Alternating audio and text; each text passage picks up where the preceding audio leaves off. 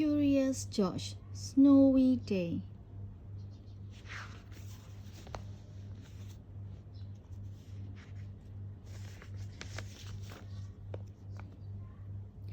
George woke up to a wonderful surprise. It had snowed all night.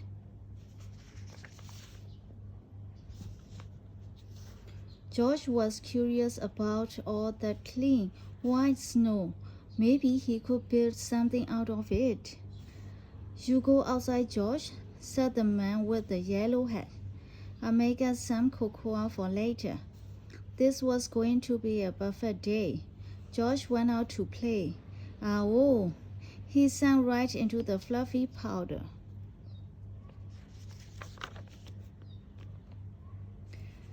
Bill, George's friend and neighbor, came by. He did not have any trouble walking on the snow. "Hey, George," Bill said, "I have an extra pair of cross-country skis you can have." Then Bill showed George how to ski by making zigzags through the snow. George could not wait to try it for himself.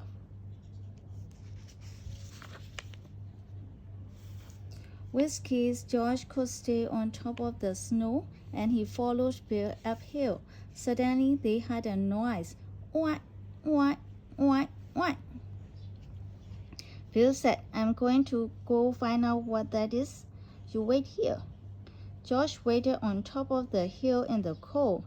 His house looked so small and warm. George wanted to get home for his cocoa.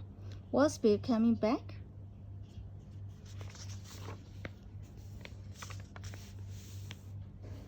"Hey, George," Bill shouted from the bottom of the hill. "I couldn't find whatever made that sound, but I have to head home now. Keep the skis and have fun." So George did, for a while. When George was tired, he skied down the hill toward home until he hit a rock. His skis flew off, and George tumbled the rest of the way down. George picked himself up at the bottom of the hill. What would he do now? He spotted two children pulling a sled. They were walking on the snow, but they did not have skis. How did they do it? It had to be those white flat shoes they wore. "Vinny, I think he likes our snowshoes," the guest said. George nodded. "Vicky and I live on the other side of the hill," said Vinny. "If you come home with us, we'll lend you our snowshoes so you can get home too. Climb aboard the sled."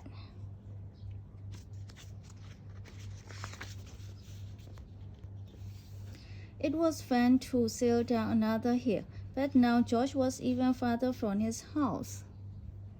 "Here you go, monkey," Vicky said. He gave George her snowshoes and climbed on the sled. "Bye, monkey. Good luck." George began his long journey home.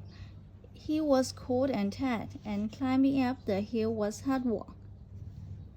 The thought of a nice steaming cup of cocoa kept him going. Whang! George looked up.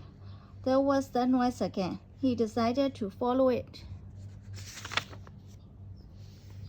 A cold, lost pig. What was he doing out here all by himself? And how could George rescue the poor pig? George remembered how Vicky and Vinny had rescued him. What George needed was a sled. He had to be flat and big enough for the pig to sit on. A fallen sign nearby looked like a good choice. What a ride! When George got home, he found his neighbor, Farmer Rankins, talking to the man with the yellow hat. "Thanks for bringing my pig home, George," the farmer said. "He got out last night before it snowed."